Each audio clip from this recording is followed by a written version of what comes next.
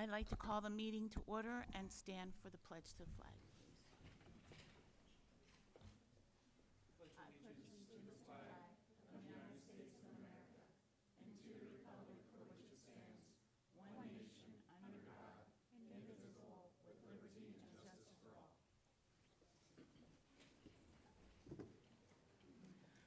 One point two, roll call. Mr. Emerald, Here. Mr. Mole, Here. Mr. Rossi, Here. Mrs. Steinke. Here. Mr. Weant. Here. At this time, Dr. Winters has an announcement he'd like to make. I just want to take a moment and provide an explanation and clarification regarding an item, agenda item 15.2, that we'll be looking to take action on later in the meeting. It's an Act 34 resolution and advertisement for the Fieldhouse project. It's on the board agenda. It's there under public view. Learned today from the architectural firm that the total number for the maximum cost that is on that resolution is short by about $942,000 because it did not include capitalized interest. And so while that doesn't necessitate a new agenda item, it is a correction, and if the resolution is passed, we would need to correct that figure to include the capitalized interest, which would put the total figure for maximum cost to $24,877,416. So I will say more about that as well when we get to that item, but I wanted to announce that publicly at the beginning of the meeting as well. Thank you. Thank you, Dr. Winters. 2.0, notice of the organization meeting. There are holdover members of the Board of Directors, which I will announce now. Franklin M. Amaral, David E. Mall, Alfonso F. Rossi, Kelly J. Steinke, and Daniel B. Weant. 2.2, notice of the organization meeting. In accordance with Resolution 402 and 404 of the Pennsylvania School Code of 1949 as amended, I wish to give you due notice that the Board of School Directors of the Schuylkill Valley School District will hold their annual reorganization meeting on Tuesday, December 2nd, 2025, beginning at 7 p.m. in the auxiliary cafeteria of the Schuylkill Valley High School. The purpose of the meeting includes the following. Number 1, elections of president and vice president of the board, and number 2, appointment of representatives for the Pennsylvania School Boards Association and other committees and organizations. Members shall also conduct any additional business items which may be brought before the board. Sincerely, Linda R. Lash, Board Secretary. 3.0, persons who wish to address the board. Anyone who wishes to address the board will have 3 minutes to state their questions or concerns. Please state your name and where you live. If you have a written statement, the board would appreciate receiving a copy. Verbal comments about staff will not be tolerated, as we have procedures in place to address personnel concerns from the public, and the staff members may not even realize that there is a problem. Per policy 903, at the conclusion of your 3 minutes, we will move on to the next speaker or return to the agenda. Mrs. Lash, nobody signed up to speak this evening. We have no speakers this evening. Thank you. 4.0, selection of the temporary president.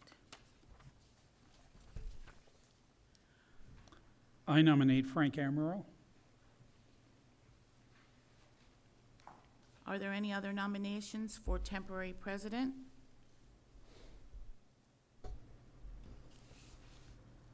Okay. Do we have to officially vote on that? Okay, Frank, I will hand you. Oh, that's what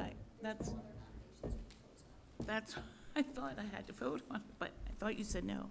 Okay, so we will, since there are no other nominations, we will have the vote. All those say in favor, these are only from the holdover members, right? Correct.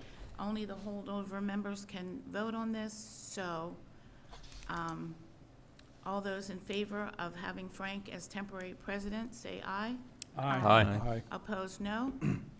Okay, now, Frank, now you may have that. Thank you. And now you may have that. Thank you. And we'll go on to 5.0. Okay. 5.0, certificates of election for newly elected and re-elected board members. I'll give the certificates here for Joe Brown in Region 1,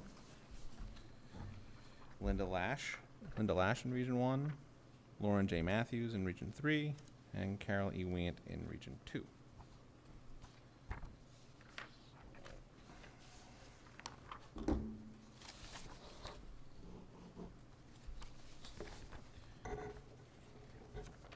And where do we want to do the swearing in? I would go in front of the board table, and we have a wireless microphone that Okay. Mr. Sobchak will make available. So,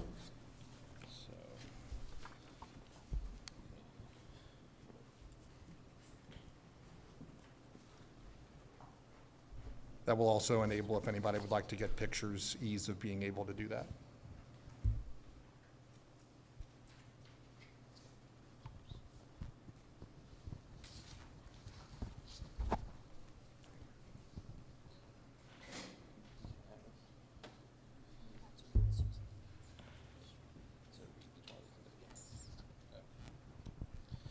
So first we'll start with Linda Lash. Linda, you.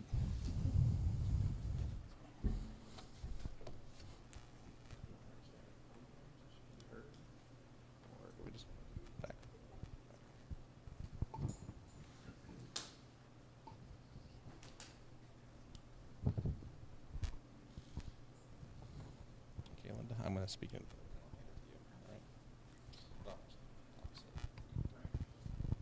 Oh, you got a second?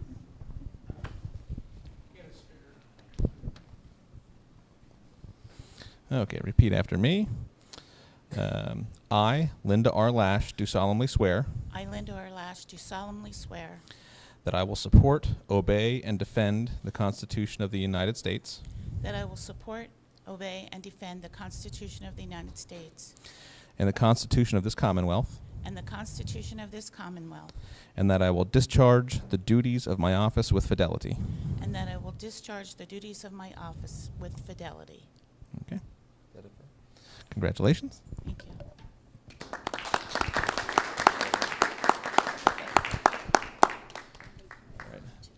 Okay. Then we have Joe Brown next.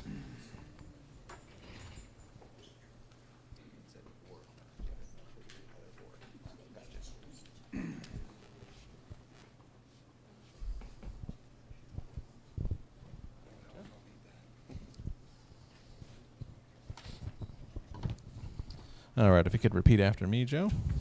I, Joe Brown, do solemnly swear or affirm I, Joe Brown, do solemnly swear or affirm that I will support, obey, and defend the Constitution of the United States that I will support, obey, and defend the Constitution of the United States and the Constitution of this Commonwealth, and the Constitution of this Commonwealth, and that I will discharge the duties of my office with fidelity. and I will discharge the duties of my office with fidelity.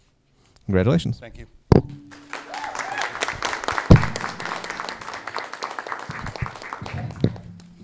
All right, next we have Lauren Matthews.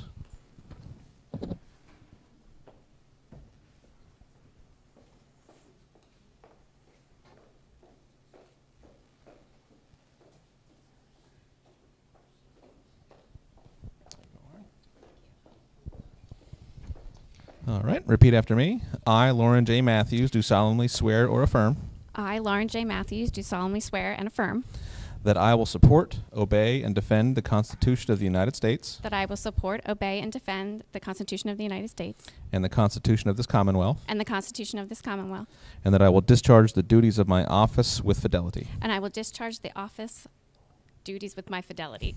Congratulations.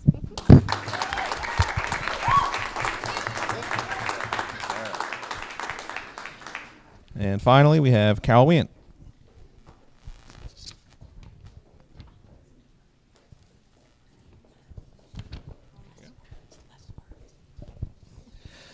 Okay, repeat after me. I, Carol E. Weant, do solemnly swear or affirm I, Carol E. Wingett, do solemnly swear or affirm that I will support, obey, and defend the Constitution of the United States that I will support, obey, and defend the Constitution of the United States and the Constitution of this Commonwealth, and the Constitution of this Commonwealth, and that I will discharge the duties of my office with fidelity. and I will discharge the duties of my office with fidelity. Congratulations.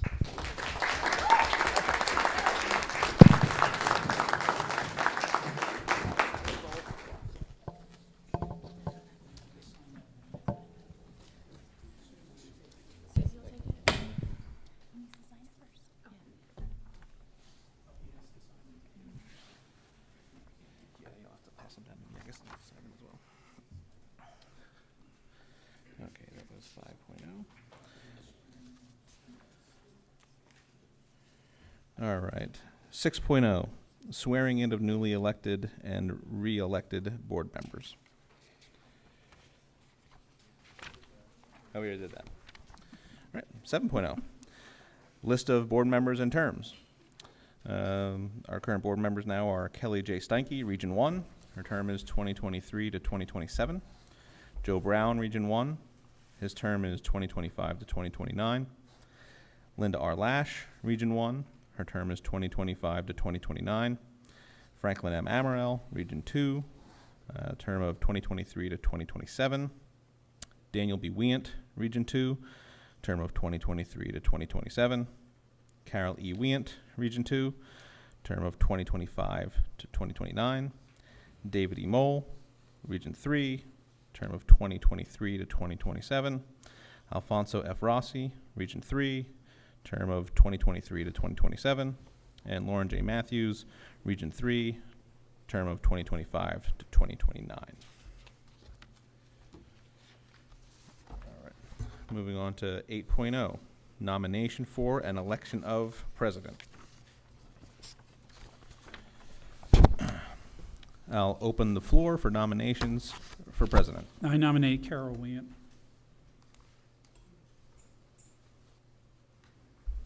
Are there any other nominations for president? All right, hearing none, I'll declare the nominations closed.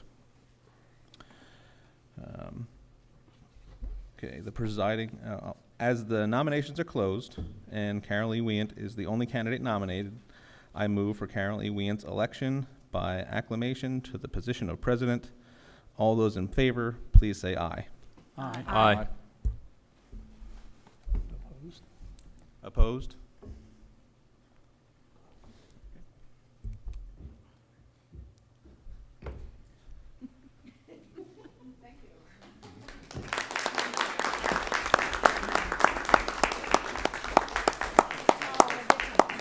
The farthest one away.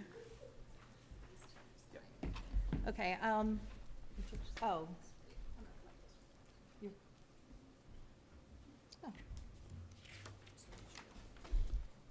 I did not tell you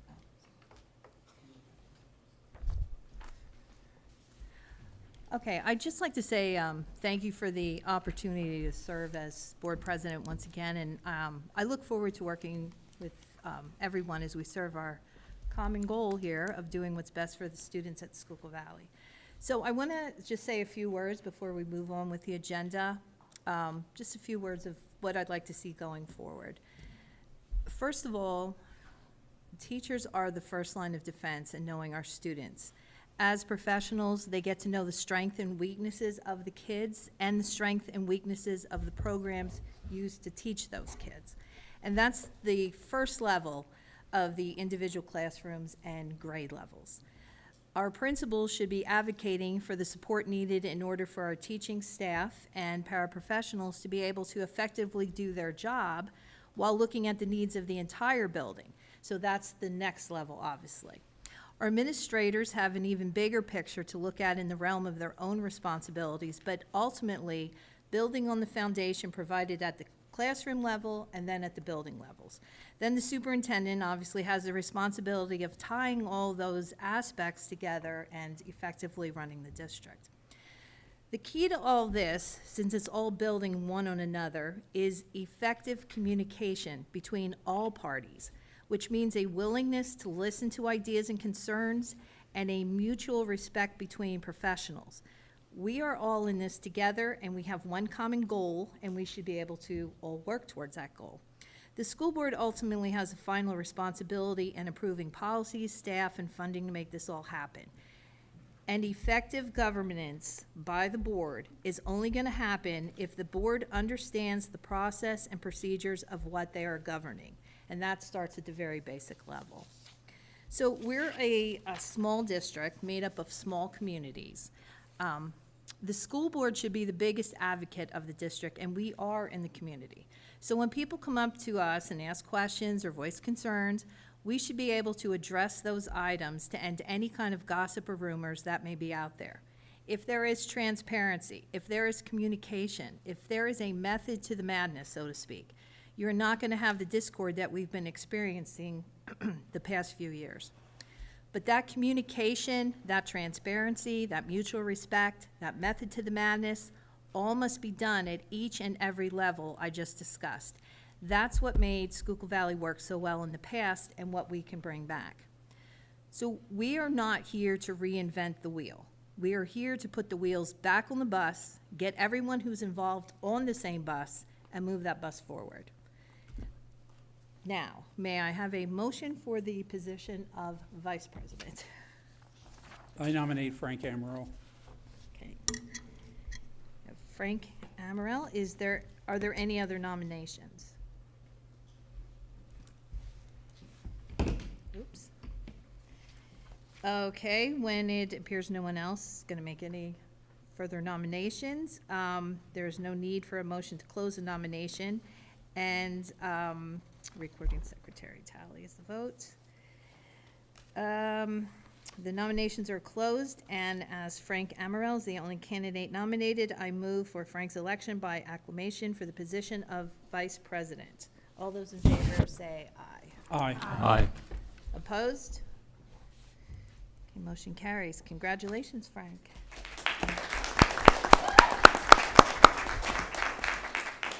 Okay, moving on to 10.0, appointments for board representatives. 10.1, Berks Career and Technology Center Joint Operating Committee. I would like to appoint David Mall as the representative through December 31st, 2027. David is currently the treasurer on the BCTC board. For alternates, I'd like to appoint Daniel Wentz, the alternate through the same time period of December 31st, 2027. For the Pennsylvania School Boards Association liaison, which is a one-year term, Linda Lash, I'd like to appoint her as a representative, and Lauren Matthews as the alternate.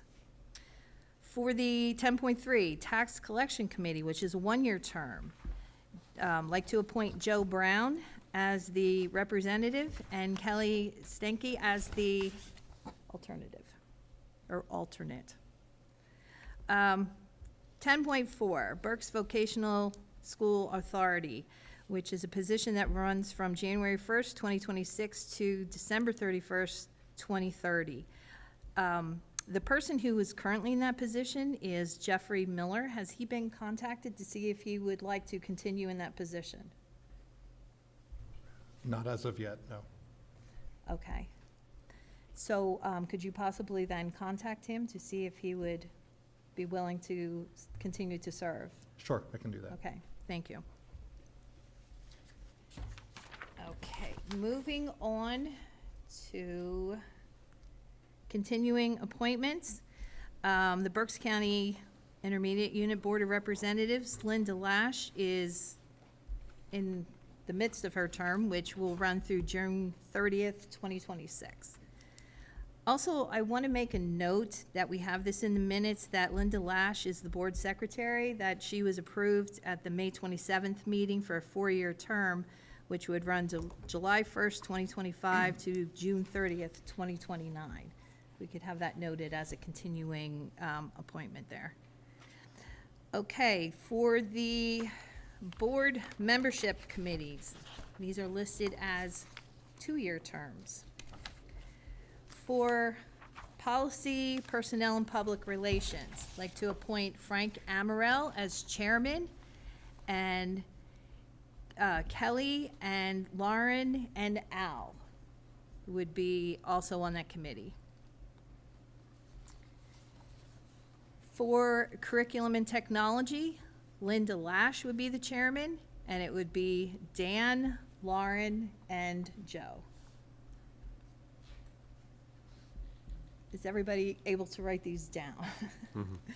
Okay, for the finance, it would be Joe Brown as the chairman, and on that committee would be David, Kelly, and Al. On Buildings and Grounds, Al Rossi, chairman.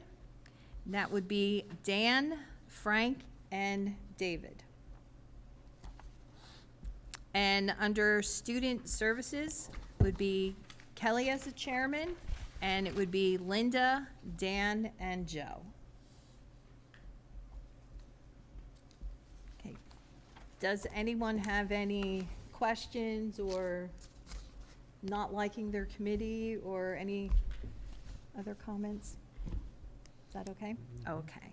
So we'll move ahead then to 13.0, which is the meeting dates. I do not have the meeting, when I pulled it off online, the meeting date link was not there. I see it on this paper, but I do not actually have a copy of that. Do you happen to have a? Of that? Okay, thank you. Okay, so the 2026 school board meeting schedule would be the regular committee and board meetings on the, committee meetings on the 3rd Monday of the month, and the board meetings on the 4th Monday of the month. Does anyone have any questions or comments regarding the school board meeting schedule? I think there were just a couple deviations from that where Monday happened to be a holiday. I think it was pushed till Tuesday on all Right. those days. And which- those are noted on there. I guess Right. in August it occurs, I think it was May and September. May and September. May 8, May is May 26th on a Tuesday, and the Yeah. same thing, October is a Tuesday, one. Yeah, and I believe in February is a August we have a, Tuesday, Okay, yeah. there's I think There's one a of the few August of them in meetings is there, at 4:15. Right, It's, Which, it's thought February was- 17th, which is President's Day, or 16th is President's Day, so Okay, so that it's one a would be the Tuesday. 17th, that would be a Tuesday. okay. And then May 26th, because Memorial Day is Monday, the 25th. And then October 20th is the other one. And then there's a note in August, August 17th, which is a Monday, recommendation to start that board meeting earlier at 4:30. And the reasoning there is that's the day when the elementary school has their back-to-school night, which is always well-attended by community members and parents and students, and wanting board members to be able to participate in the board meeting and still be able to get to back-to-school night if they have children at that point, or grandchildren, or whatever. And this will then, obviously, once approved, be posted on the website, so everyone That's will correct. be aware of the meeting dates. Okay, are there any other questions or comments about the meeting schedule? If not, may I have a motion? so moved. Second, Lash. Any additional questions or comments, which I already asked? If not, all those in favor say aye. Aye. Opposed? Okay, motion carries 9-0. Okay, moving on to 14.0, processing of bills. 14.1, the board is requested to consider and authorize the business office to process bills for payment up to and including December 24th, 2025, with a list of said bills to be presented at the regular board meeting in January 2026 for ratification. May I have a motion, please? So move, Mole. A second? Steinke. Okay, are there any questions or comments? No? If not, all those in favor say aye. Aye. Opposed? Motion carries 9-0. Okay, 15.0, other business. 15.1, employment. The board is requested to consider and recommend approval of the following extracurricular assignments for the 2025-2026 school year. Approval is subject to the satisfactory receipt of all required clearances, background checks, and executed employment contracts. We have 2 for junior high wrestling program. John Chop White, wrestling junior high head coach, $6,900, and Tanner White, wrestling junior high assistant coach, $2,430. May I have a motion, please? So moved, Amaro. Second, Second. Rossi. Are there any questions or comments? Does this complete now all the openings for coaches in the wrestling program? Yes, it does. These were the last 2 remaining hires. Okay. No other questions or comments? Call for the vote. All those in favor say aye. Opposed? Motion carries 9-0. 15.2, Act 34 resolution and advertisement for the proposed Fieldhouse project. The board is requested to consider and recommend the approval of the Act 34 resolution and advertisement for the proposed Fieldhouse project.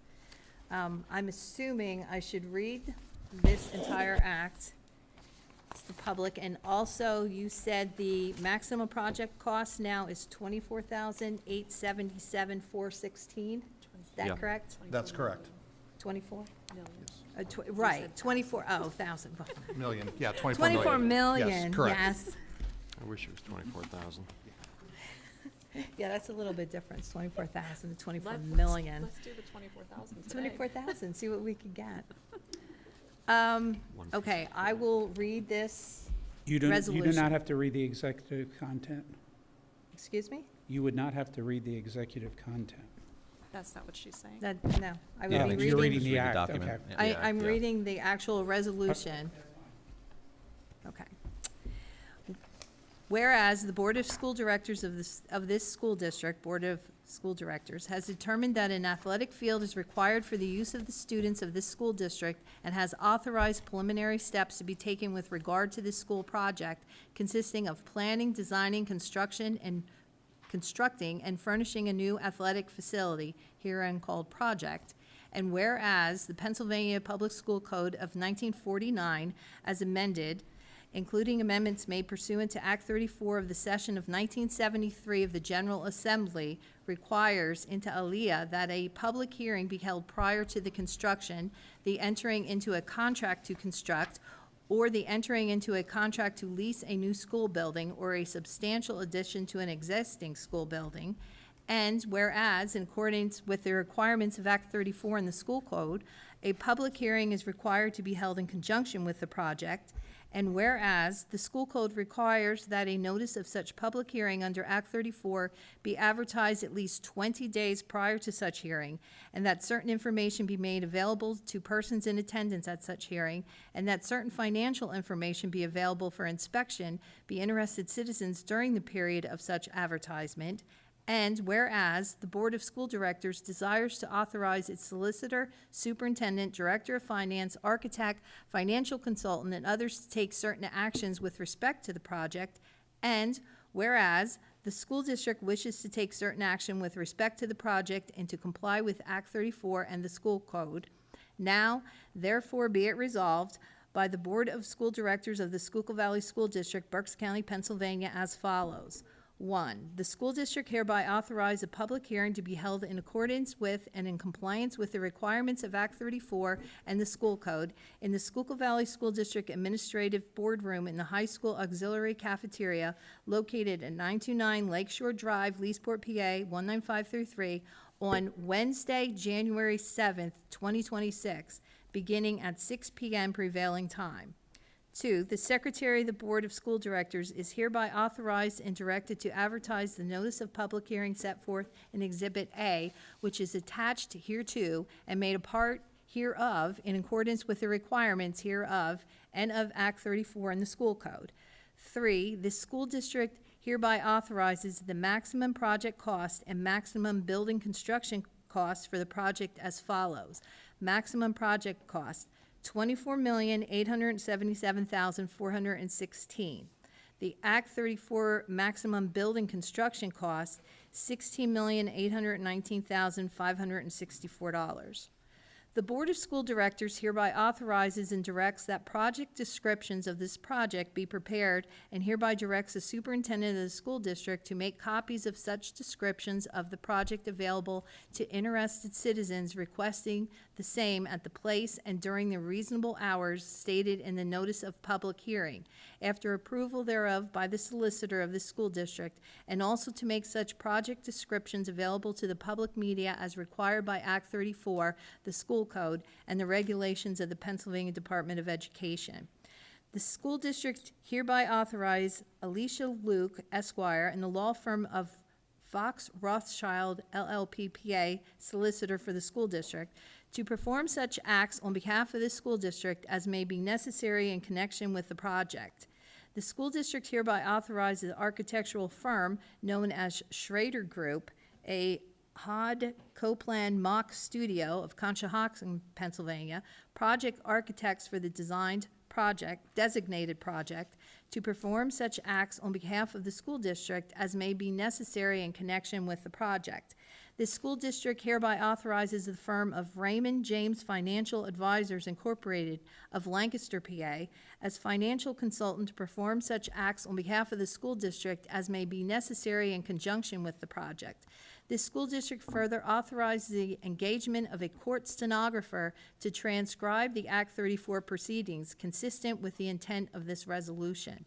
This school district further authorizes its officers, administration, solicitor, financial consultant, and project architect to take any and all necessary actions in order to effectuate the intent and purpose of this resolution.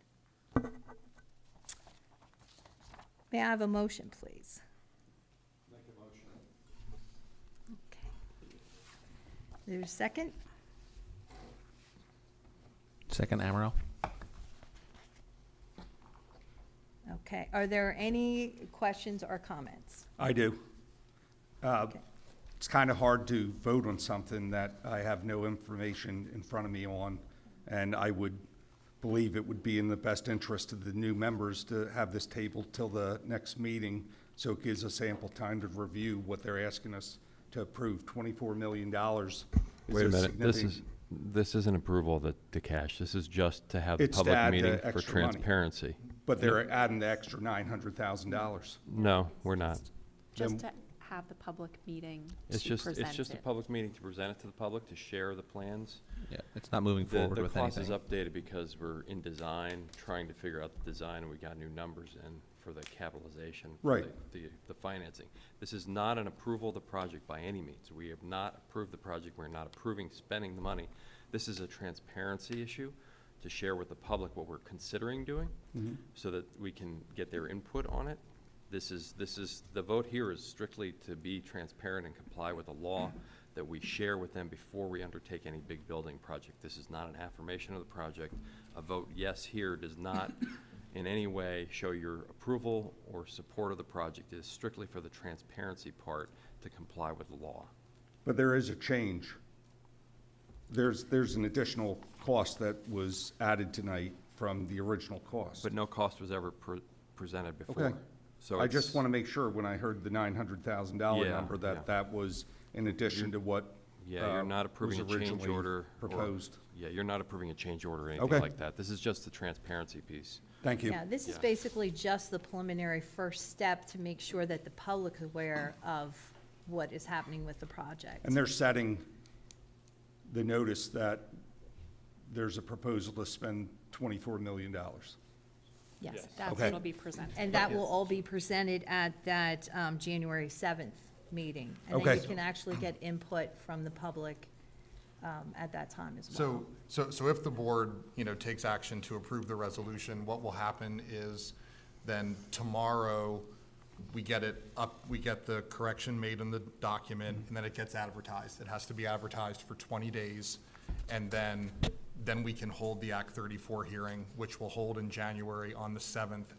During that hearing, there will be a history of the project presented. There will be the current plan and schematic for what the proposed field house is to look like. the cost and budget of the project will be gone over, as well as financing.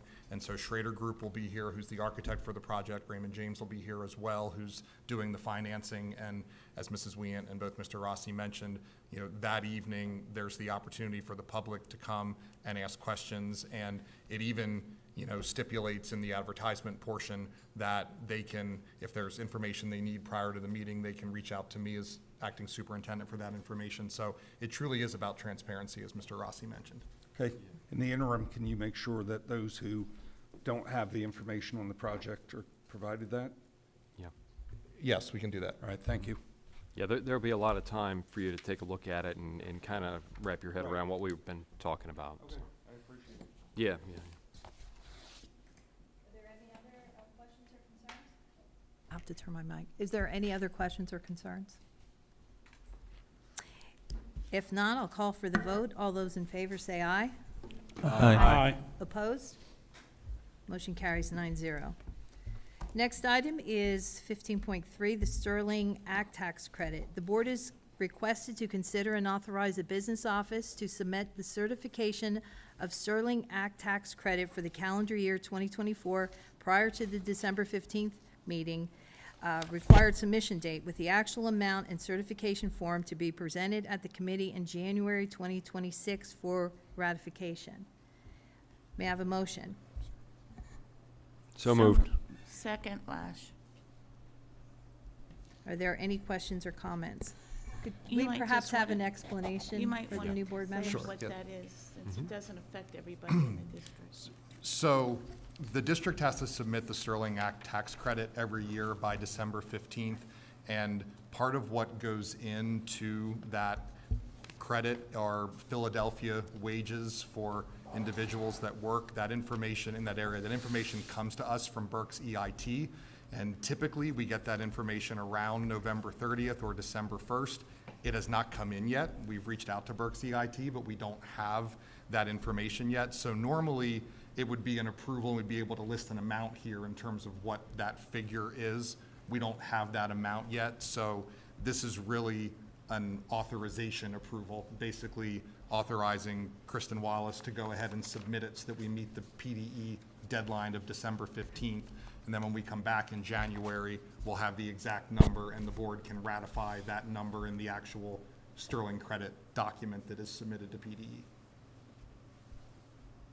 Okay. Any other questions?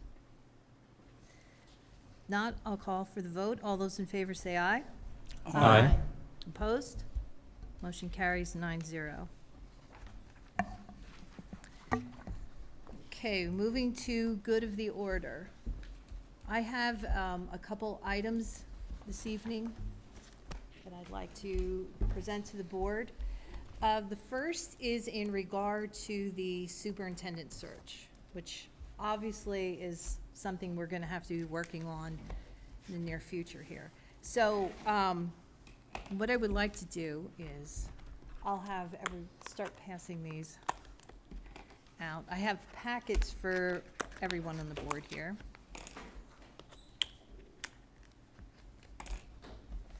Okay, and I have 10 for, to be shared down this way. So what I would like to do is, I would like to have the BCIU contacted to come to a board meeting, which I feel that we need another board meeting in December already. So I was planning that perhaps we could agree to have a board meeting on Monday, December 15th. And at that point, have the IU come in and go over what services they provide and the cost.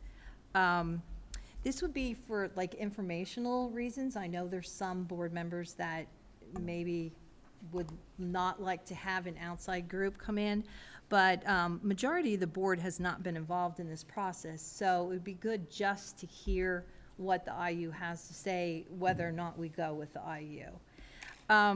So information that I have in the packet is, I do have the BCIU information regarding their services from the website. I also have kind of a little sample info of about the most significant work of the district in selecting the superintendent, so that's some information. I do have a sample from Boyertown, but what was put out there online when they were asking for a superintendent, so we can look at that information. Also, I have a copy of the policy manual that, for the employment of the superintendent and assistant superintendent. So I would just like to point out that what I noticed going through a lot of these, the policy manual, this was last revised on July 22nd, 2013, which was a time when I was actually board president here. So this policy and these policies really should be kind of updated since then. I've pulled all the policies for all the other schools in Berks County. Ours is the oldest one. They've had some that have just been updated in October of 2025. So anyway, that's just like a little side note, but I have that in these packets of information for you. The other thing is that we need to look at if we're going to create a survey for the staff and community, and this is kind of highly recommended. So I have a sample of the Centennial School District out of Bucks County, the survey that they put out, kind of like everyone to look over it and see if, you know, be interested that that would kind of be a survey that we could look at doing. I do want to apologize because, you know, there's the 1 to 5 for low priority, high priority with the questions, and it was very light on the original. So you all may not have those boxes, but it has like boxes. One of the things that had been done before is we did these online surveys, and it would be the easiest, but we also were able to notify the community that we were having the survey put out. We had a newsletter, we had reporters at the meetings. We don't have that anymore. And I see that as kind of a disconnect that we have in order to get communication out to the public, because unless you have a child in the school district, you're not going to be getting the emails. Or unless you have Facebook and you follow the School Valley page, you're not going to be seeing these sort of things. So I think that's something we have to look at going forward, just in how we're getting information out to the broader community, since we don't have the same venues of a newsletter or a reporter. I looked up the number of households. There's like 6,000 households. So I'm thinking, well, if we put out a little postcard saying to come and do this, that's 6,000 postcards. I mean, there should be a different way that maybe we can think of. One of the other things is to like coming up with a timeline, creating an application, but a big one that we need to discuss is develop the process for interviewing and who's going to be involved in that interview. So I do have the in your packet thing. Just basically, this is just something for us to discuss. The board chooses the applicants from the resumes. First round of interviews, teachers, principals, assistant superintendents, some are all the board members. Second round, other administrators, assistant superintendents, some are all the board members. And the final round would be the board members and the assistant superintendent. So that is another thing that we're going to have to come up with, the process of how we're going to interview and who's going to be included in those first, second, and third rounds. So one of the other things I like to do then for the December 15th meeting, if everyone's agreeable to contact the IU and see if we can get a representative there that night, that kind of everybody reviews this information that I just handed out. Prepare any questions that you may have for the IU, because this is from their website of what services they provide. And think of ways that we can communicate to the greater community and kind of think about the interview process. So this kind of is a little bit of homework to do. But, I mean, this is an important step. We need to get this right going forward. I mean, this is something we really need to take our time doing and make sure we're doing a thorough search. So that is the first thing. Now, Is everyone agreeable to have a meeting on December 15th and try and have the IU here? So you've made the determination that we're going to go with the IU as the, No, if what I was saying is that they would come and present the information, and then we could go with the information after we hear it, if we decide to do the IU or we decide not to do the IU. But there's a lot of people sitting here that have not gone through this process, and it would be good to hear what kind of process is expected to be done, whether or not we go with the IU. And that's the first page of what is on here, is the comprehensive search services for school districts. So we can look at that and then go from there, but it's just a presentation to know what to expect in the search process. that's fine, I was just asking for clarification. So you would be amenable to using possibly PSBA or one of the private contractors out there? Any of them. Okay. You know, I had actually requested this information through a right to know, but I did not receive that information back to have kind of a listing of who would be available. So I'm really only aware of the IU because I know that's what we had used in the past. So, I think it would be a good idea to have the IU just lay out the basic process, but I'm really hesitant to utilize them because of the politics involved, and I really don't want them to have much say in who we get to see as a candidate. and that's one of the things you can request, because we did that when we had brought in the past superintendent. We had said, we want to see all of the resumes. So, I mean, and that's a request that we can make of them as well. And that's a question to ask them as well.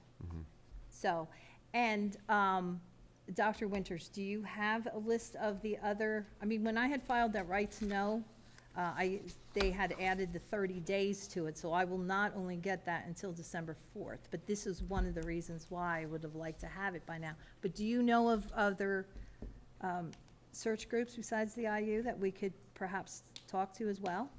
We were contacted, board members received a couple of unsolicited emails from some search groups, but I do know some. I might suggest if we're going to have a board meeting where we're going to bring, BCIU out, maybe we should see if we could find a date and we could get them all out the same evening, and the board could hear presentations from multiple, and then that may help inform what direction you may want to go in.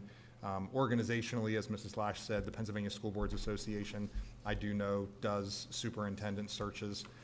And then there are some different individuals who, do independent superintendent searches as well. Tom Templeton is one. Ed Albert is another one. Mark Duraco and Connie Kindler are other ones. And so, no, they're all independent, but if you search, they have their contact information online, and I know they've done presentations at other board meetings just from communities that I've worked in and places where I live, Okay. so. Can we see how many we could get available in the next 2 weeks for December 15th? Is the board interested in getting as many as possible, or of that list I mentioned, do you want to narrow it down to, just 2 or 3?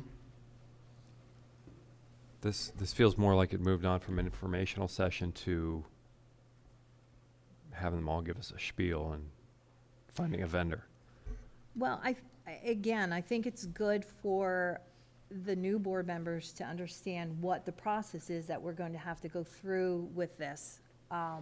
So I think it's best to have someone comes out that has gone through the process and can explain the process to us. Right. I understand that, and I see that the BCIU would be very valuable for that, but I don't know what others will bring, because the process is the process. If we hear from some of the other headhunters, I don't know that we're going to hear any different about what the process is. If we feel that we only need to bring out the IU, and we can do that. I just feel that we have to start the process somewhere, and waiting till January is going to be too long, and that's why I would like to I start agree this 100%. December 15th Yeah, to get an idea. I mean, the information I handed out has a lot of information on it, but it's not interaction that you can actually talk to somebody and ask questions about the actual process. Yeah, if the BCIU is coming out just for an informative session, that's great. And they're not pitching themselves and their services. They're just going to come out and describe to us what the process is like, correct? Right. So, all right, and then, I agree, like, I want to cast a wide net. So get a group of people in here, whether they're individual recruiters or PSBA or BCIU. I would prefer not to leave any of those groups out. I'd like to see them all represented if Right. possible. Are you talking for the 15th, or are you just generally No, speaking? the 15th is just, like I said, my impression is the 15th is just an informative session to teach us what the process is like.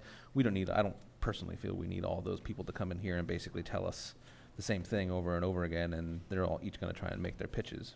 We want to know what the process is like, and then we can probably figure out who the best organizations are or whittle them down ourselves. We don't have to have them each come in and present. At least I don't feel we do. We can at least know what path we want to take at that point. Yeah. Like I said, this is a lot of information that I just handed out tonight, and it's going to take some time, so it'll give everyone 2 weeks to kind of digest it as well, and then we can, go from there. So, Dr. Winters, can you contact then the IU to have them see if they're available for the 15th? I can. Okay, thank you. And I'm assuming there is, board consensus that you guys definitely want to have a meeting on the 15th, just so we know from an advertising standpoint and everything along those lines. I know it was mentioned, but I just Yeah. wanted to make sure that the full board was in agreement with meeting on the 15th. I can be available, I agree. It's a good idea to get started. Okay. Yeah, another 6 weeks is too long. Yeah, well, exactly, another 6 weeks is way too long. Yeah, I agree. Do The you have a sooner we time, get Carol? started. Well, a regular board meeting, so say Okay. 7 Okay, o'clock. I'm just, Yeah, it looks like I can be there. I'll reach out. Okay. Another item that I have is, here, another thing to hand out. I've compiled the hiring policies from various other school districts. In fact, from the policy manual procedures from all the districts in Berks County. So I feel that we should look at getting back to the interviewing and hiring procedures that we used in past years when the principals were hiring their own staff, the board was involved in the interview process of the Act 93 personnel, as well as allowing the athletic director to be in charge of the interviewing and hiring of the coaches. So as for specifics of the process, many schools don't have a written policy of who is at the interviews, but all that I contacted agreed that it is headed by the supervisory position of those applicants being considered. So in simple terms, building principals would hire their teachers, the AD would be hiring coaches, et cetera, and the Act 93 positions are interviewed and chosen by the board. So in all these cases, the people chosen to be included on the interview team are also selected by the supervisory administrator in charge of that position who's being hired. So actually, I pulled Twin Valley's policy for hiring administrators, and it says, in addition, any and all board members may sit on the interview committee for the positions of superintendent, assistant superintendent, business managers, and principals, and other administrators at the board's discretion. So I would like to kind of look at that process again, since I know Dr. Winters would be familiar with it since it was during his time at Twin Valley. What I also included in this packet is Fleetwood has a very detailed policy, and that copy is in there for everyone to look at. And I do have a little thing in there about what the policy was back years ago when I was on the board originally. So, and that's the research that I've done to find these procedures. So, again, I do want to mention again that the board policies, this is the employment of district staff that I included, and as you see, it's adopted February 25th, 2019. 2013, yes. So these are policies that we really, I think, should be looking at. And I'm not sure why the other school districts all have revised their policies and updated their policies, and ours are still from 2013. Is that the adopted date or the revised date? What? Is that the adopted date or the revised date? It's the revised date. And we have not adopted. I adopted. don't see a revised. I Wait, don't, let I don't me know. see. If they Oh, may be one and the, adopted, They may okay. be one and the same. I don't know if they are or not. Yeah. but- If it wasn't revised, then it is the adopted date. Mhm. So it has not been revised. I think the other one had a revision date on. This one says That one has a adopted revision, and yes, if it's Okay. adopted and then revised, but this, so we have two policies here regarding the hiring that have not been touched since 2013. So, I think we need to come up with a method of the interviewing and hiring policy, and specifically who is involved in the first, second, and third rounds. That's something else that we need to further discuss, and perhaps we can think about that and have a discussion about that on the 15th as well, because it kind of all ties in together with how we're going to conduct the superintendent.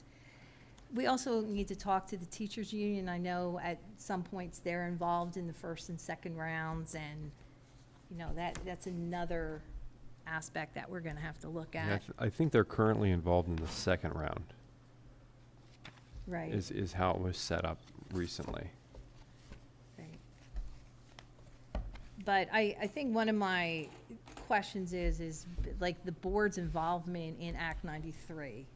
Years ago, they were always involved in all Act 93 ones, and I know that has changed. And I just like to take a look at it again and look to see what our expectations are going to be as a board and involvement in hiring administrators and interviewing administrators. Okay, so now the third thing I have is, making sure that we are evaluating, in particular, the new language arts and math programs. So I have this also as a handout. I realize this is a lot of information here, but I think it's all very important things that we need to be addressing. So since neither of these curriculum changes were piloted, which I felt was a norm in the past, so what are we going to be doing to evaluate these programs mid-year? Not just a lip service evaluation, but actual written evaluations that can be used to assess the program so far. So I would like to propose that we work on an evaluation to be given to the faculty to see exactly where we are with this implementation. I know it's been off to a rough start, but this is too important not to be staying on top of this, and we need to make sure that we are getting this right. So I have a very, very basic evaluation for the board to look over and those with curriculum experience to come up with additional questions. And I would like Dr. Winters then to take questions into consideration and come up with an evaluation that we can review, that perhaps can go out to the staff in January or February, so we can see where we stand in terms of any additional resources needed, or if everything is working fine. Now, Excuse me, Mrs. Wien, yes. is that something that the majority of the board would like me to undertake as superintendent? Yes. I hear two. I think we need to have a vote. Absolutely, please. Yes. Yeah, that's 5. Yes. Then I will work with Mrs. Rexroad on the best next steps to take in this process. Okay, I guess one of my other concerns is that came up a few months ago where books were removed from the classroom without the teacher's knowledge, and that we have a procedure in place, and it's quite clear the teachers remove the books from the classrooms they're no longer using, clearly mark them, and have them in a separate area or out in the hallway. Principal or assistant principal inventories those discarded books, and then they're removed to the storage area. And then a board vote obviously is needed when they're discarded, which, per our policy number 706.1 in our policy manual, and I kind of like to read this. I've handed this out to everybody. But textbooks, it says, obsolete or outdated textbooks should be disposed of in the following general priority. Number 1, placement in classrooms as supplemental materials. 2, sold to commercial used book purchasers by quotation.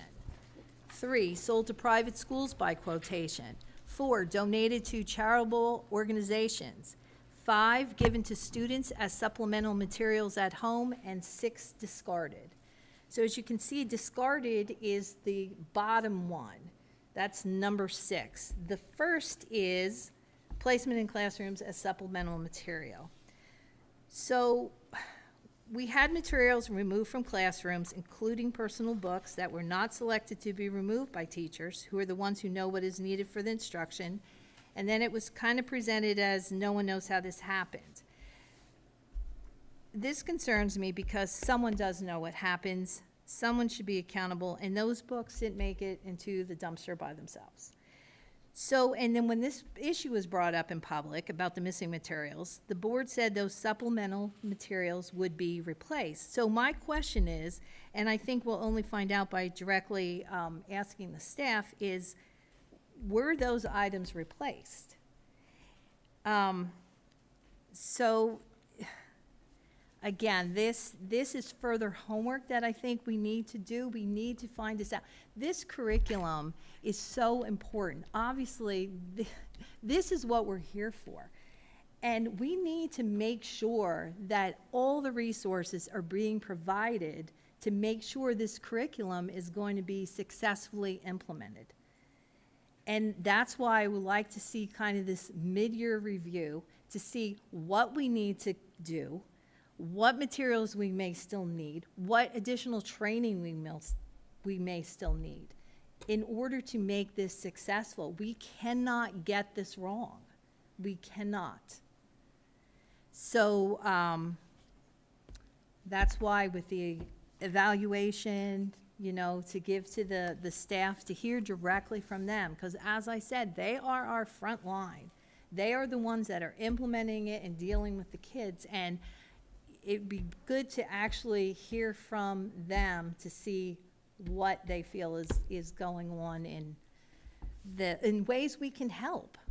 You know, we need to be able to help. Okay, so that's moving that along. So I have one more thing of handouts. Oops. And this is regarding the organizational flow chart. So the board had changes to this in the July 2025 meeting. So what I did was I have Schuylkill Valley's, the one that was just approved, and then I got sample flow charts from other school districts. So the concern that I have is that the principals are answering to the Director of Curriculum and Learning. And that's not how we had done it in the past. And if you look at all the other school districts that I have the samples of, that's not what other districts do. So the principals are either under the direction of the superintendent or the assistant superintendent. And basically, the principals and the Director of Learning position in curriculum and learning by contract are a lateral position that are covered under the Act 93 Certified Employees Contract. So I would like to get a consensus from the board to propose a change to the operational flow chart that reflects the normal chain of command from past years and more in line with the normal chain of command used by other school districts. That feels like a step outside of governance into management. No, actually, because we have to approve the flow chart. So alls I'm asking for is to put the flow charts back. You're directing how they should arrange the flow chart. Yes, that we have a normal flow chart of the principal's answer to the superintendent and assistant superintendent. Yes. But what if the Director of Learning and Curriculum has more experience as a principal than the assistant superintendent? Wouldn't they be more qualified to manage the principals? Do you think that would be the case, that we would have an assistant superintendent or a superintendent that would not be qualified to manage the principals? I'm strictly speaking from experience. I mean, perhaps this person has more experience than the superintendent. And an experienced person might be able to better help them manage their day-to-day activities. Right now, the Director of Curriculum and Learning has a very big job. We just rolled out a whole lot of new curriculum.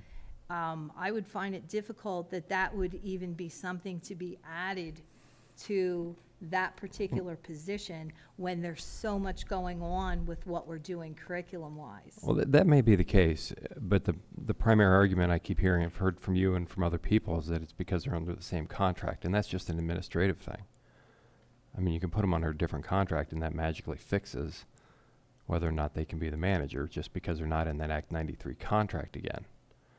I'm just saying that you should have the person with the most experience probably manage the principals.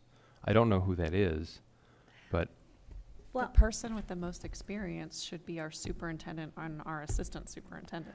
That's the order of operations. they don't all, a superintendent or an assistant superintendent doesn't always follow the same path and spend the same amount of time as a principal. But if they're overseeing the entire district, they should be able to oversee principals. They should, but they may have other things to oversee as well. I don't see that, I don't see the argument. Just a few comments, if I may, related to this. So, you know, as far as can there be an administrator in one employment group over supervising other administrators in that same group, there are 3 or 4 examples in the district where that is the case. All of our tech employees, and we have 3 technology administrators, are in the same employment group, and the director of tech supervises the 2 network administrators. The same is true with, you know, in our business department. We have, all of those individuals are in the non-certified Act 93 agreement. To Mr. Rossi's point, you know, currently our director of curriculum and learning has right at 10 years of experience as a building leader, both levels, middle school and high school. And I would contend is, you know, probably the most qualified individual, because as a building principal or assistant principal, you want to have somebody supervise you that has done the job, has been in it for a number of years, and understands the challenges that occur at the building level. And while I know that these examples here do show instances where the assistant superintendent or superintendent, you know, supervise principals, there isn't one hard, fast rule anywhere that says that role has to supervise, you know, the principal of a building. It really, yes, the board needs to approve the organizational chart, but how the organizational chart is designed is a management decision. It's a managerial decision, you know, at the district level. So, you know, it would take a motion on a future board, at a future board meeting, you know, and a vote to change the organizational chart. But when I look at the organizational chart the way that it is now, I see the current structure of the director of curriculum and learning supervising principals and assistant principals as the most effective structure to help them grow and be the best principals they can be. Can Is I that ask, under is the that, job- I'm sorry, can I ask, is that part of her job description? Like, is that what's in there? Because I know that was requested as well, to get job descriptions and duties from every person and in the administration. So I know we don't have that, even though you did request it, Mrs. Wien, but that's something Yes. for me, when we're talking about this flow chart, that I would really like to have and outline who is doing what, because in the past, we've gone from assistant super to a super, and then it was, no, we're not having an assistant superintendent, and that's when we came up with a director of curriculum and technology, and now all of a sudden, I feel like we're muddying the waters here. So I would appreciate it if we could get job descriptions and duties of each of these positions. And again, I had requested that on October 27th, and they had said they need an extra 30 days, which put it to December 4th. And this is information that I would have liked to have prior to that. But yes, I mean, it would be interesting to see if that is in the job description of that position. So I guess we'll wait till we see that we get the job descriptions, or, I mean, I feel that it is a position, the principal's position. I mean, hopefully our assistant superintendents and the superintendent also has experience as building principal. I mean, most times they have moved up the ladder as well. And it just, to me seems a little bit odd that other school districts have their structure set up that the principals report to the assistant superintendent or superintendent, and we have it that it somehow just changed, you know, in July. So, Carol, was your request for the job descriptions? yes. So is it going to take us 30 days to get these? I don't know. I mean, as soon as I get it, I'll pass them along. I had requested a listing of all the Administrative Act 93 positions, the names of those filling positions and the job descriptions. I had asked for the written policy and procedure for hiring teachers, administrators, support staff, coaches, a list of all unfilled budgeted positions in 3 buildings and administrative level, and possible agencies who aid school districts in the superintendent search process, including costs and services provided. Okay. That's what I had asked for on the 27th. You know, I mean, at this point, we don't have to play by those rules. If we, as the board as a whole, request them, they should be given to us as quickly as possible. So we shouldn't Right. have to wait for any of that, more than what would be required. But, I mean, But, like, if the December board as a 4th is whole 2 requests days from those. now, so Right, we and should it- all and have it had- within I mean, 2 I have the days letter- Because it needed to be prepared by the 4th. Yeah, I So we wouldn't should all expect have it that to be within ready 2 in 2 days days. anyway. Right. We're allowed They to have have unredacted on or before versions, December 4th, and I don't have so it it should be yet. quicker. I have to say, honestly, I filed right-to-knows for other districts in order to get some of the information I had, and I had it all within that time frame. Now, you know, perhaps there was a bit more involvement in getting together what we do here at Schuylkill Valley. So I'm not sure. I do know at the moment we don't have a building and grounds director. We've had difficulty in hiring that position. So I know some of those duties are falling on the assistant superintendent, and that's not typical. And those are pretty big duties, considering some of the construction projects we had going on in the last couple of years. Right. And so I think that has probably resulted in some of the shifting that you see here. That's not the norm for other districts. So there could be some administrative reasons as Well, well. That's true. It was not the norm for Schuylkill Valley for as long as I was on the board either.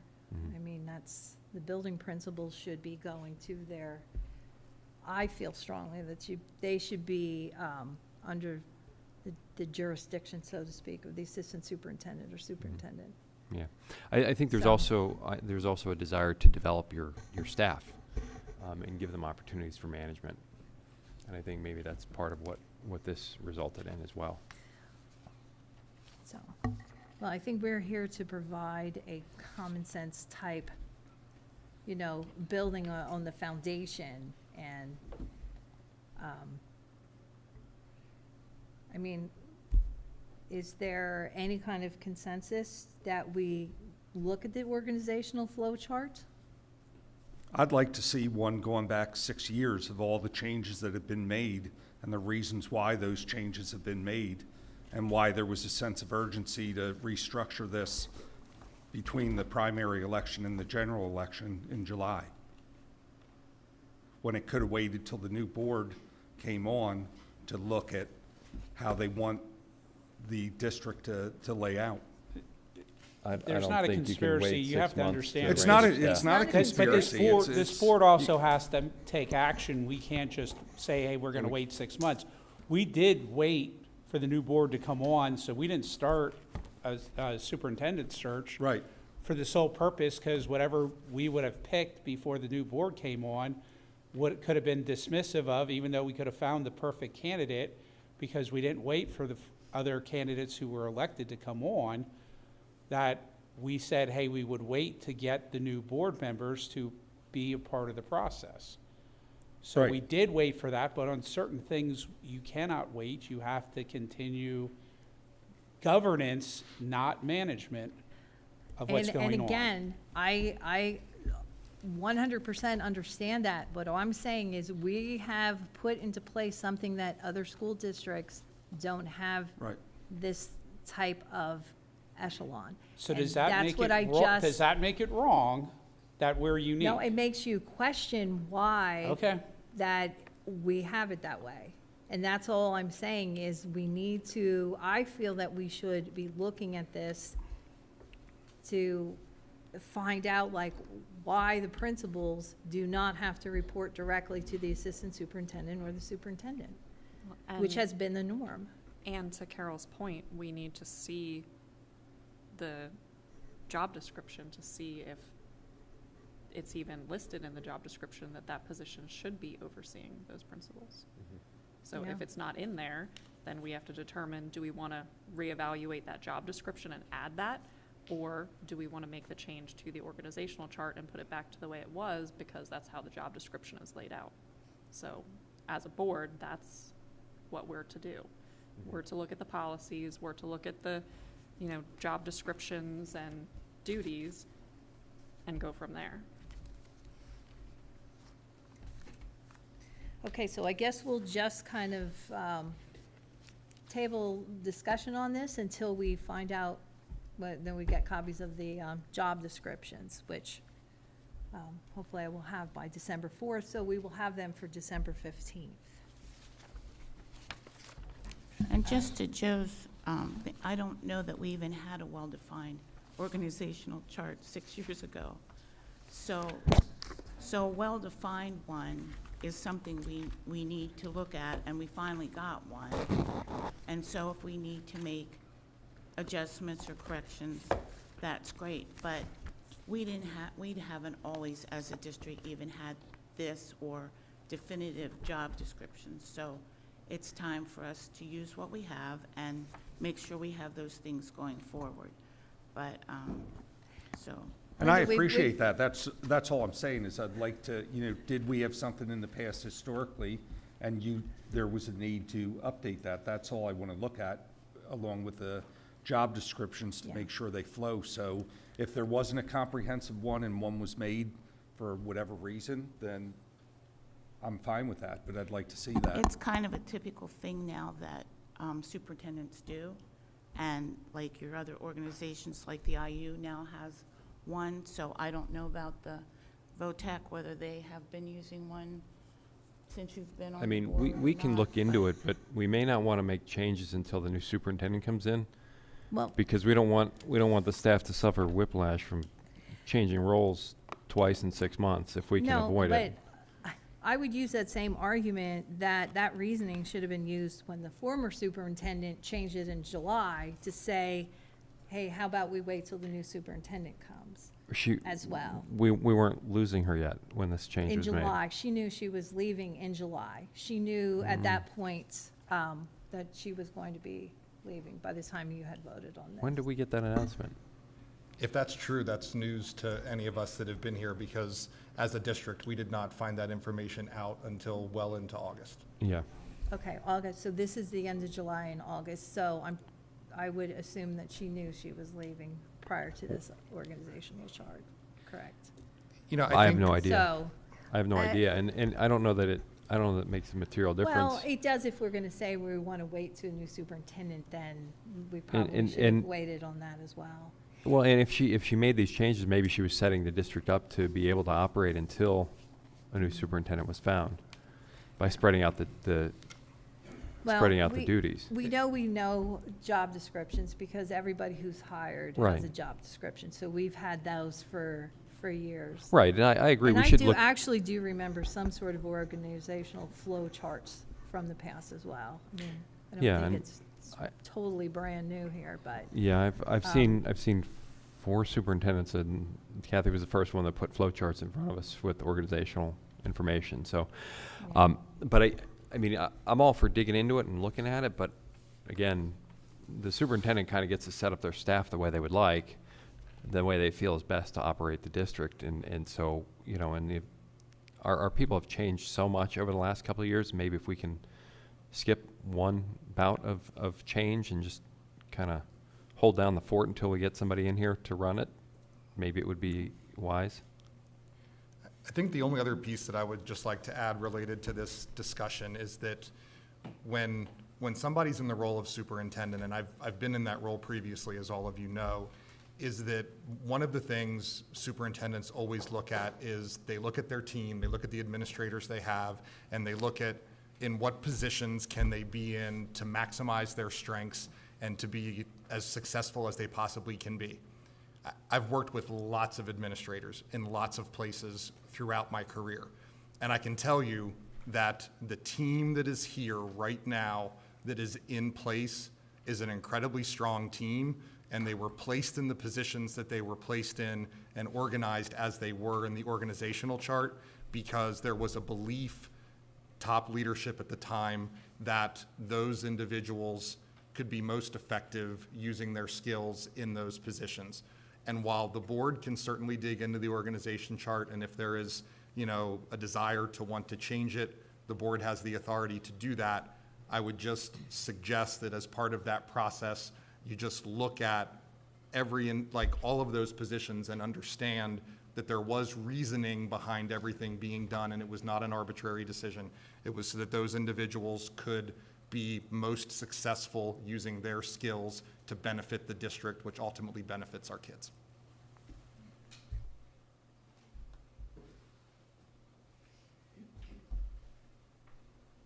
Okay, well, we'll move that forward, and we'll continue to look into it then and see what the job descriptions are as well.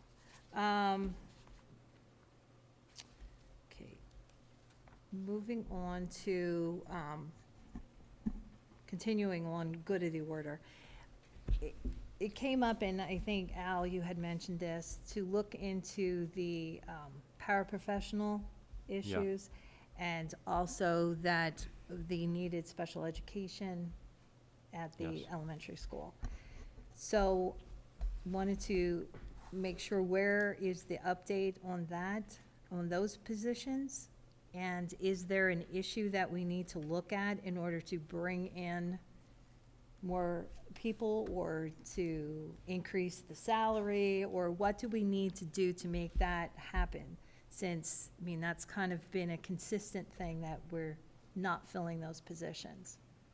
Well, I think we need to evaluate it. I don't know if we aren't paying enough. I don't know if we aren't staffed highly enough, or if we aren't managing our resources well. I don't know those answers at all. I think we need to really dig into it, and as a board, understand better how those resources are being used and where they're needed.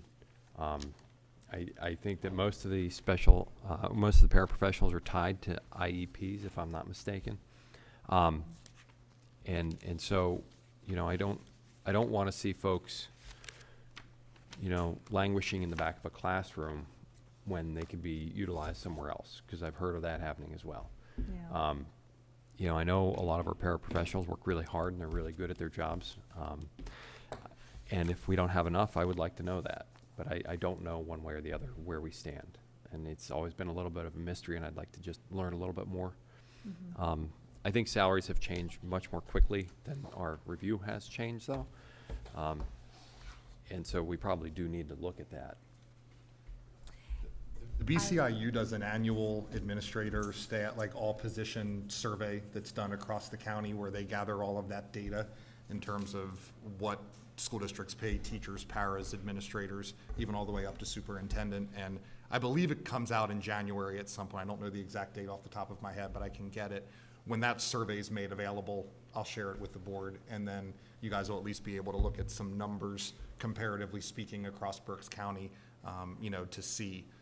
I know, based upon the brief discussion we had at the last board meeting in November, I know from a hourly rate, I believe our paras, I think we're right around the middle of the pack for districts our size.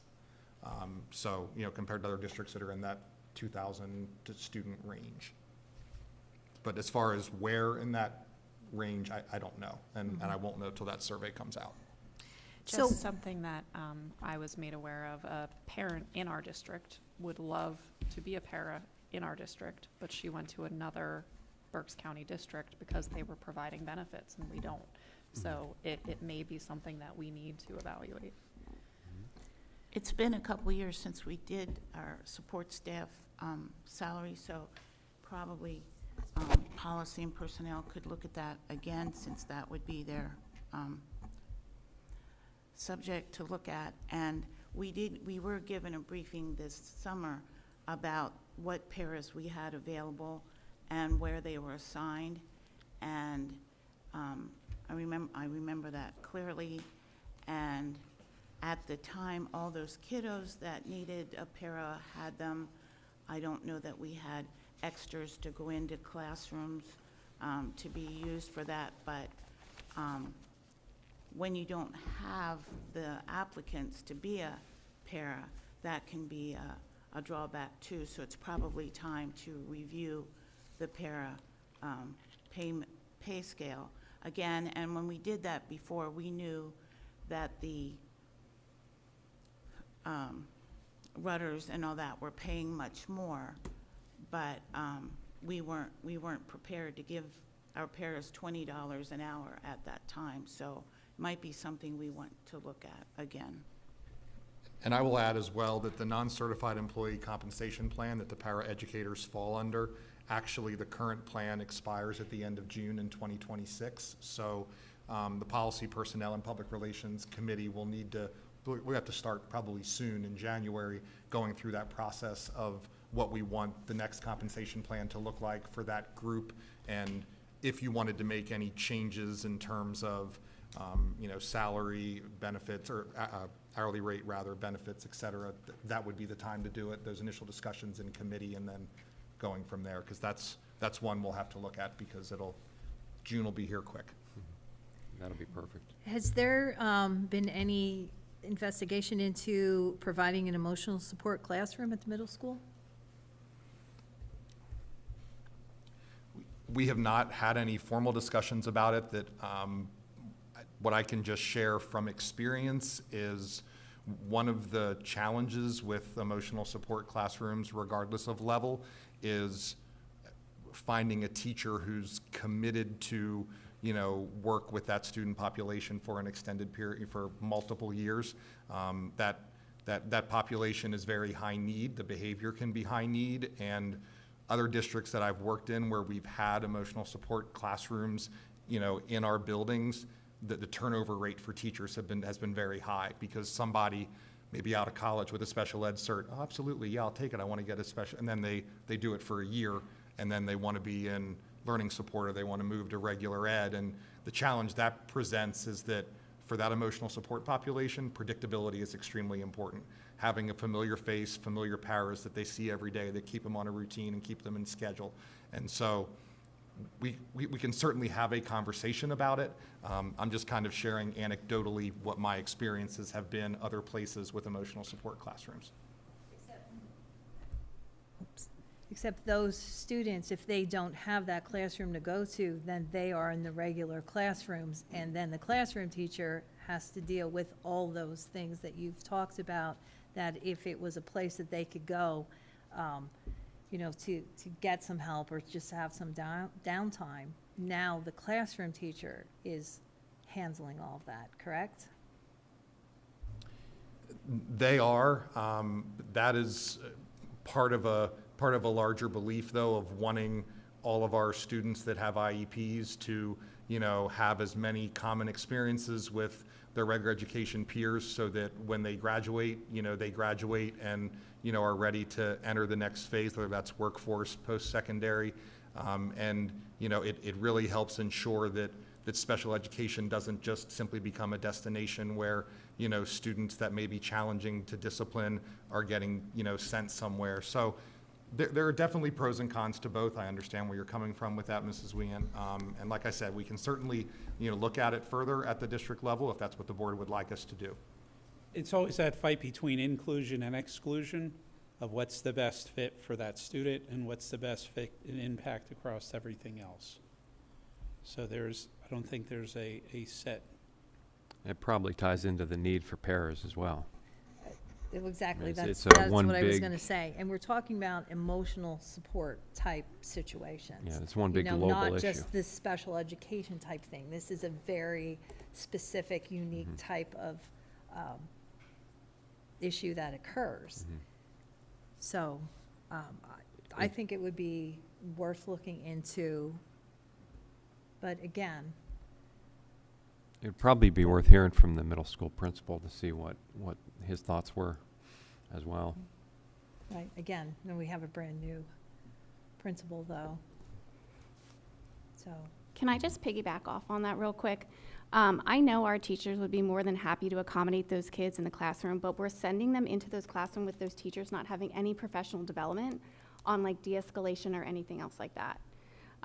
The counselors too are then in high demand. If a kid's not being appropriate in the classroom and it's just the teacher, usually a counselor is being called, and then that takes time away from like everybody else. So I do think there are a lot of different layers and a lot of different things we could do if inclusion is where we want to go to help our teachers manage those kind of situations. Mm-hmm.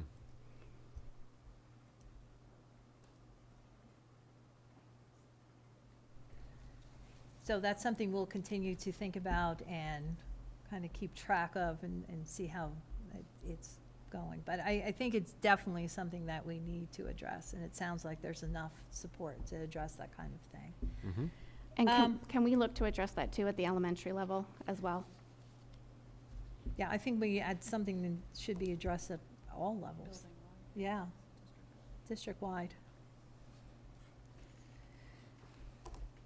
Okay, that's all I have personally for good of the order. Is there anyone else who has anything for good of the order this evening? I do have something. I was supposed to make this announcement from PSBA, so.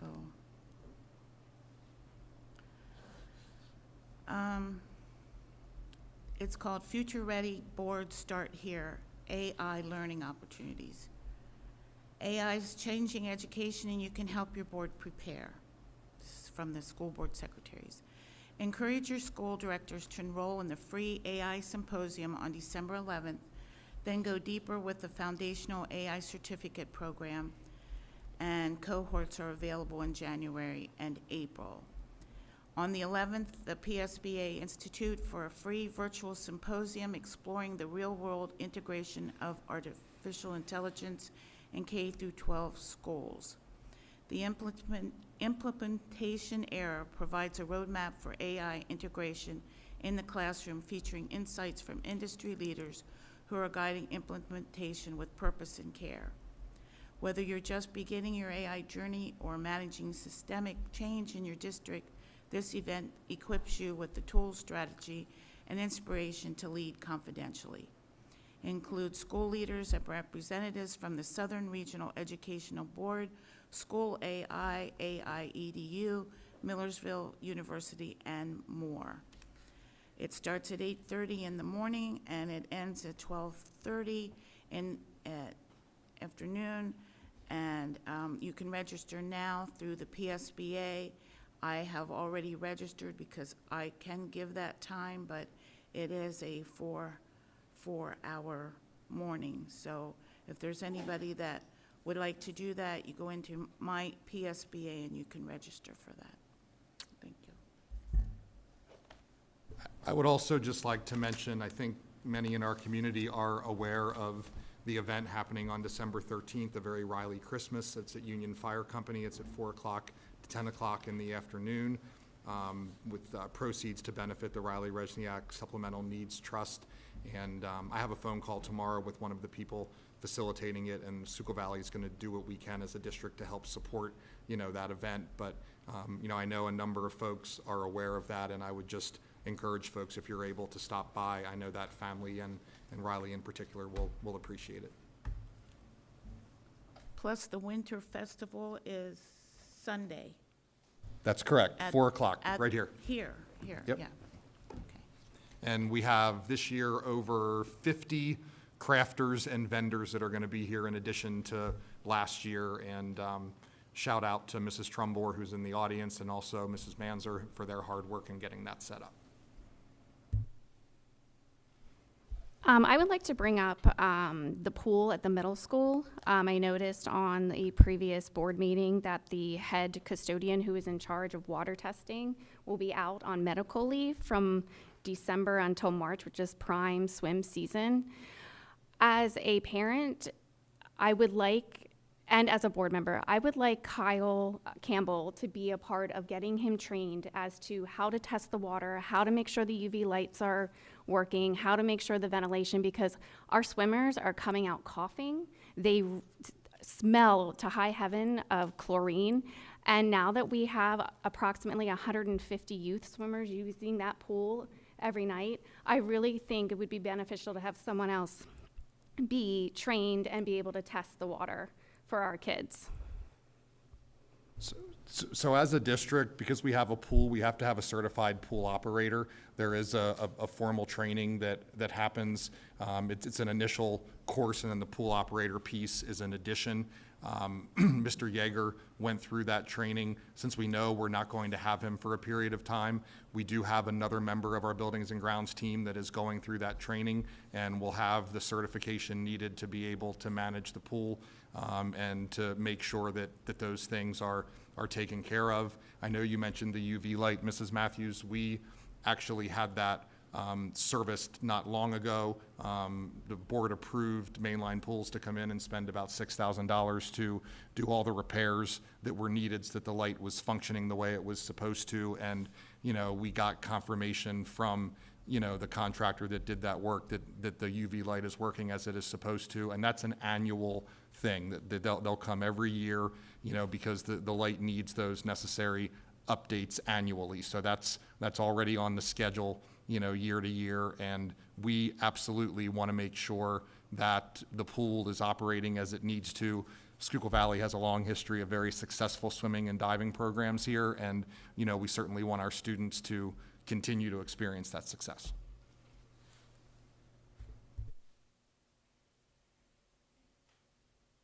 Can I just follow up? So are we only allowed to have one person? Is that what you're telling me? Is that?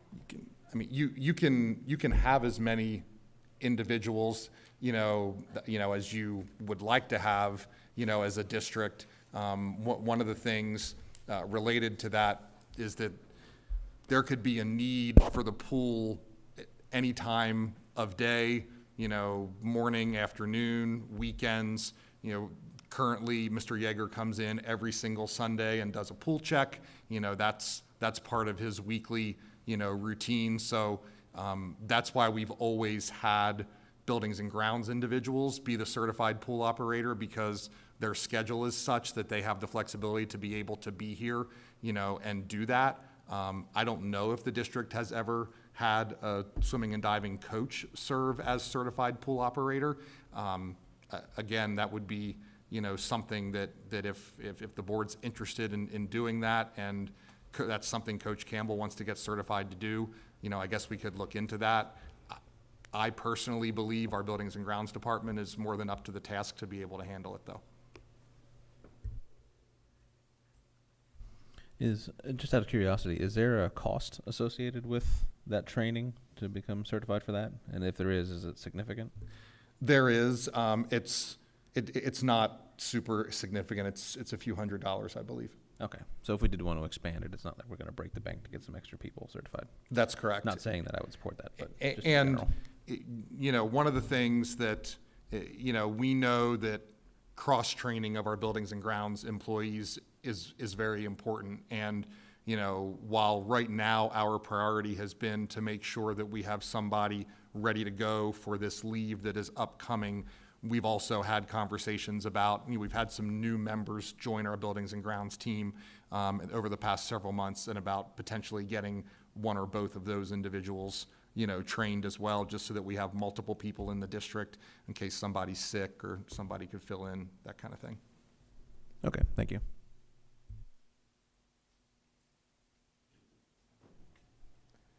Okay, do you want to add to something, or, oh, you're looking like you're going to turn on your microphone. Oh. Sorry, I thought you Someone, were. I just had one comment. While we're doing the hiring practices and reviewing them, I think we need to look at the exiting of employees and have a process in place so the board has an understanding, so we're not taking the word of whoever why an employee would leave.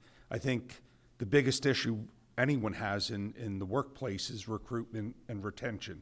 And while we're looking at a policy to recruit people in, we need to look how to retain them. So whether it's looking at the contract for the paraprofessionals and trying to come up with something reasonable and conditions that would allow them to stay, I think we also need to have an understanding of why people are leaving the district as part of that. So that's something I would like to look at through the process.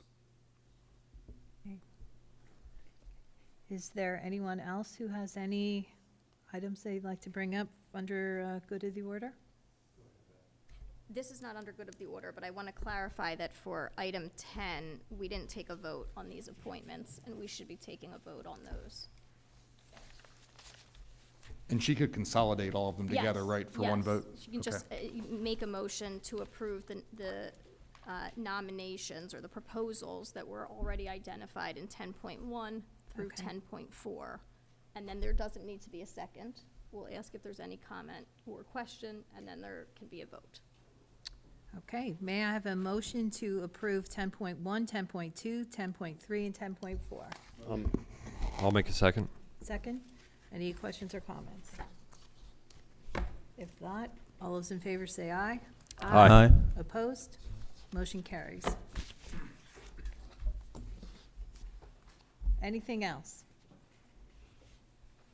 If not, may I have a motion for adjournment? So moved, Amaral. Second? Steinke. All those in favor say aye. Aye. Opposed? Motion carries 9-0.